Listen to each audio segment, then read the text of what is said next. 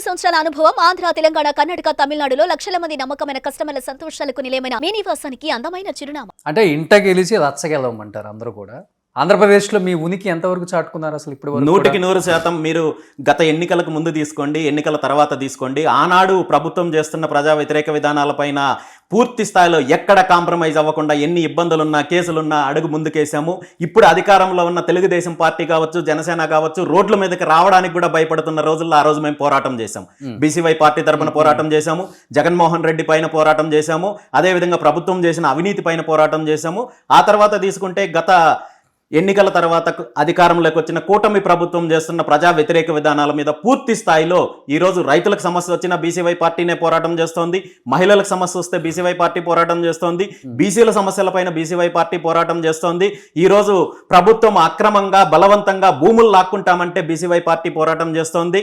అదే విధంగా తిరుమలలో అపవిత్రత జరిగిందని చెప్పి, దేవుడి పేరు చెప్పి రాజకీయాలని చెప్పి ఈ రెండు పార్టీలు కూడా ఒకరి మీద ఒకరు ఆరోపణలు చేసుకొని కోట్లాది మంది భక్తుల యొక్క మనోభావాలు దెబ్బతిన్నప్పుడు కూడా బీసీవై పార్టీనే పాదయాత్ర చేసి దానికి ఒక శాశ్వత సొల్యూషన్ కూడా ఇస్తే కూడా దాన్ని ఇంప్లిమెంట్ చేసే పరిస్థితుల్లో ప్రభుత్వం లేదు, టీటీడీ యాజమాన్యం లేదు.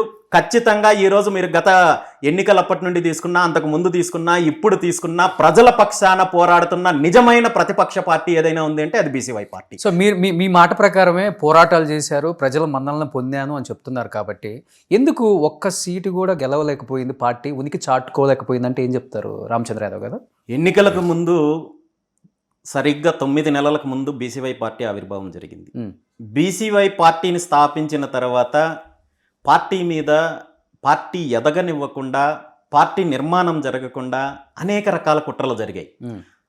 అధికారంలో ఉన్న వాళ్ళేమో నా మీద దాడులు, ఇప్పుడు కాదు అప్పుడు పార్టీ ప్రారంభించినప్పుడు అధికారంలో ఉన్న వైఎస్ఆర్ కాంగ్రెస్ పార్టీ నా మీద దాడులు చేయడము, నా మీద తప్పుడు కేసులు పెట్టడము, నన్ను ఇబ్బంది పెట్టడము, బయట తిరగనివ్వకుండా అడ్డుకోవడము ఈ ప్రయత్నం చేస్తే, ఇప్పుడు అధికారంలో ఉండి అప్పుడు ప్రతిపక్షంలో ఉన్న తెలుగుదేశం పార్టీ నాతో ఉన్నట్టుగానే, నాకు మద్దతు ఇస్తున్నట్టుగానే నటిస్తూ వెన్నుపోటు పొడిచే కార్యక్రమం చేశారు. ఏంటి మీ స్టేట్లో మీ ముందుకు చాటుకోవాలన్నా, లేకపోతే కేంద్రంలో కీలకమైన రోల్ ప్లే చేయాలి డెఫినెట్గా? ఎందుకంటే మొన్న జనసేన పవన్ కళ్యాణ్ క్లీన్ స్వీప్ చేసి సెంట్రల్లో తనేంటో ప్రూవ్ చేసుకున్నారు.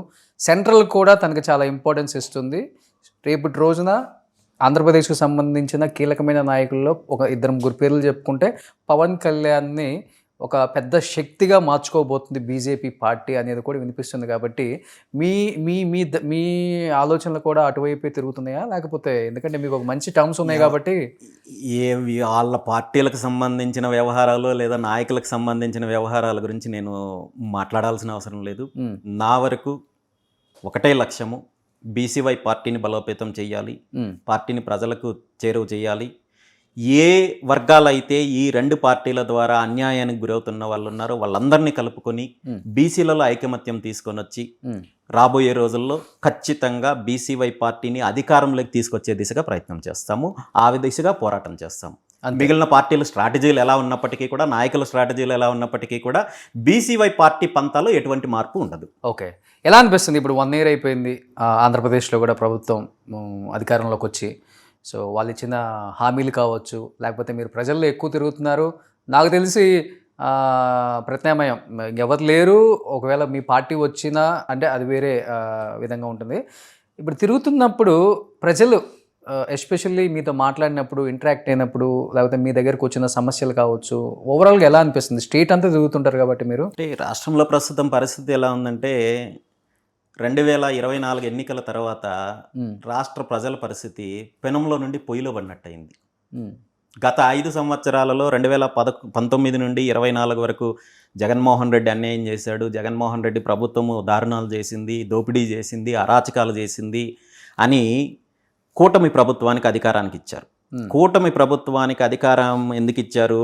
చంద్రబాబు నాయుడు వచ్చిన తర్వాత ఏదో ఉద్ధరిస్తాడు, సూపర్ 6 పథకాల అమలు చేస్తాడు, మహిళలకు ఉచిత బస్సు ఇస్తాడు, రైతులకు మంచి జరుగుతుంది, నిరుద్యోగులకు మంచి జరుగుతుంది, బీసీలకు మంచి జరుగుతుంది, రకరకాల హామీలు ఇచ్చారు. ఇచ్చిన తర్వాత గత 1 సంవత్సరం రోజుల్లో 13 నెలలు 14 నెలల పరిపాలనలో పూర్తి స్థాయిలో ప్రభుత్వము అన్ని రంగాల్లో విఫలమైంది. వీళ్ళు ఇచ్చిన హామీలు పూర్తి స్థాయిలో ఏదో పబ్లిసిటీ కోసం చేస్తున్న 1-2 తప్ప మిగిలినవన్నీ ప్రధాన హామీలన్నీ కూడా తొంగలో తొక్కి ఈరోజు రాజకీయ పబ్బం గడుపుకుంటున్నారు, డైవర్షన్ పాలిటిక్స్ చేస్తున్నారు. పూర్తి స్థాయిలో అవినీతి జరుగుతోంది. గత సంవత్సరం రోజుల్లో రాష్ట్రంలో గత జగన్మోహన్ రెడ్డి ప్రభుత్వంలో ఏదైతే అవినీతి జరిగిందో అది కొనసాగుతోంది తప్ప ఎక్కడ తగ్గింది లేదు, ఎక్కడ మార్పు వచ్చింది లేదు. ఆ విషయం ప్రజల్లో పూర్తి స్పష్టత వచ్చింది. సో జగన్మోహన్ రెడ్డి ప్రభుత్వమైనా చంద్రబాబు నాయుడు గారి ప్రభుత్వమైనా కేవలం వీళ్ళు దోపిడీ చేసి అందరి వర్గాల్ని అన్యాయం చేస్తున్నారు తప్ప రాష్ట్రానికి రాష్ట్ర ప్రజలకు ఒరిగేది ఏమీ లేదనే స్పష్టత ప్రజల్లో ఇప్పుడిప్పుడే వస్తోంది. సుమన్ టీవీలో మీ పర్సనల్ అండ్ బిజినెస్ ప్రమోషన్స్ కోసం కింది నెంబర్కి కాంటాక్ట్ చేయండి.